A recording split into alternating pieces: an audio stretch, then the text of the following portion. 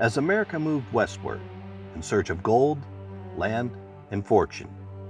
Places like Bannack provided all three, and then some. Bannack, the truth about what once was.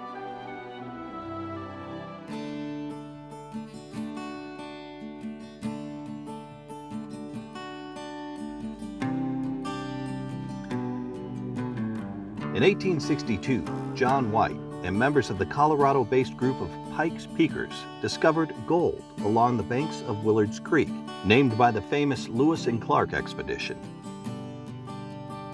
White filed one of the first mining claims in the territory that would eventually become Montana, and as it will, word of the gold discovery traveled fast. Within a few months, the population swelled to 3,000.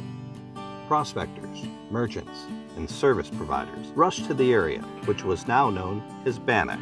Initially, placer mining techniques were used to recover the gold, and it was easy going. Gold was worth $18 an ounce. Often $1 to $15 to the pan was got. I've seen the best dirt on the bedrock, yellow with gold as it was shoveled. Robert Kirkpatrick, 1863. Today, it would amount to $26 to $386 per pan. Approximately 500,000 in gold was mined from the area, equivalent to $12.9 million today. The town of Bannack had an assay office, drugstore, courthouse, hotels, saloons, and even a bowling alley. Though none of the buildings in Bannack can be tied back to being used exclusively as brothels, there inevitably were at least a few. Some of the first women to arrive in Bannack were ladies of negotiable virtue who were eager to do their own sort of prospecting and mine the gold right out of the miners' pockets. Beyond the saloons, brothels, and gambling halls, the residents of Bannack socialized and recreated in other more respectable ways.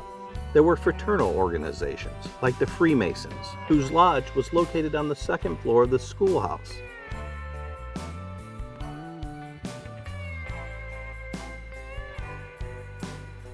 Balls and dancing were also very popular, with several held every week. The men outnumbered the women 10 to 1, so the women ended up dancing every dance. Tickets for these dances cost $5, equivalent to $114 today. Miss Matilda Dalton, one of the belles of Bannack, arrived in Bannack in 1862 with the Fisk expedition. She was a respectable woman whose virtue was not negotiable, and she had the attention of all the single men. Most, if not all, the food and supplies were hauled into Bannack via horse and wagon, which drove up the prices. Bacon, sugar, and coffee all sold for $1 a pound, or $22 a pound when adjusted for today's inflation. Unskilled labor earned about $4 a day, equivalent to $91 today. Vigilante justice was common in Bannack, often swift and uncompromising.